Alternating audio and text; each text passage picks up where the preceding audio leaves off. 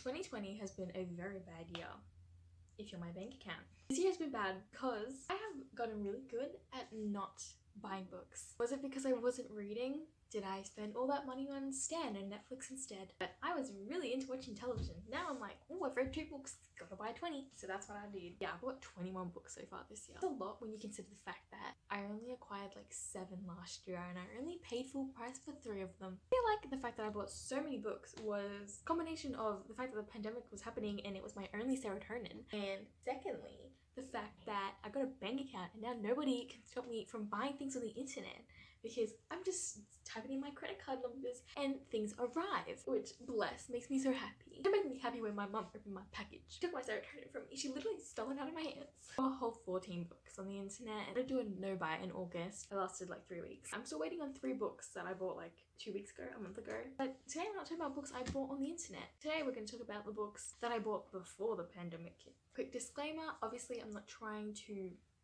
brag and stuff. I'm just sharing what I got so I have a record and so people can be like, you own that book, why haven't you read it? Like talk shit about me not reading the books I own. Also, because maybe I'll do like a closet clean out kind of thing where I watch old hauls of mine and read the books. And I'd like, if I ever did that, to have hauls where there's not 40 books in them and there's just like 5. I read like 5 books in a month if I'm having a good month. So the first book that I bought this year was The Light Between Oceans by M.L. Stedman. This is a book about a young married couple who live off the coast of Western Australia where the husband is a lighthouse keeper. And then one day in autumn, a boat washes up with a dead man and a baby in it. So obviously, I haven't read it yet. This book was actually kind of a steal. I didn't know anything about this book when I bought it. I was just like at Savers and I was, going through just kind of looking what they have because I always look at the books just in case there's something interesting in there because sometimes I haven't even heard of something and it's interesting, it's good and you like it. So I was just browsing and I read the blurb and I was like, well, I'm intrigued. So I bought it for $3. I mean, it's it's good quality. It's a little bit beat up, but like not more beat up than I would have made it anyway. This was also adapted into a movie in 2016. It's got Alicia Vikander and Rachel Weisz. Also, I didn't say that it's also set in 1926, I think. This has like multiple timelines in it. It's set at the time of like World War One to like maybe the end of the 20s. So like, a 15-year period. And it's set in Australia, Western Australia.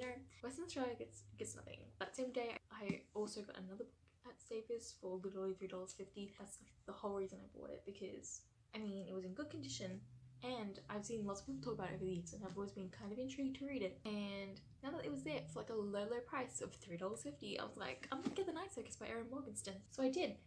After all these years of hearing people talk about this book, you'd think I know what it's about, but I don't. I just know it's about a circus, and apparently it's set in 1909.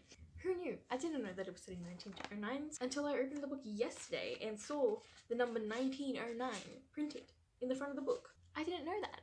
The last book I bought before the pandemic hit was The Conference of the Birds by Hanson Riggs. Fun story about why I bought this book. So I took my sister to hang out with her friends at shops at a different suburb and I was like, well, I'm gonna have lunch because I'm hungry before I turn around and come home. And while it's a bit awkward to get sushi if the only currency you have to give them is a whole $50 note. And I was like, let me just go to Big W and break my note so that I can just give him $10.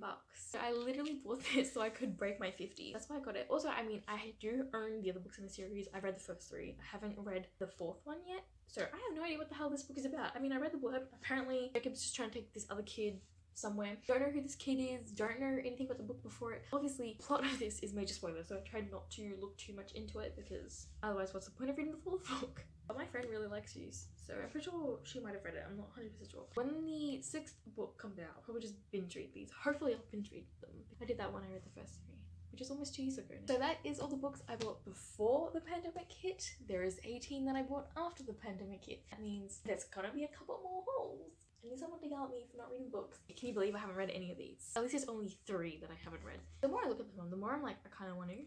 So it's bad because every book I look at and I'm like, oh, I could read that now. If you enjoyed the video and want to see more, don't forget to hit like and subscribe. And I'll be back in a couple of days with a new video. Bye. I have to go study for law because seriously.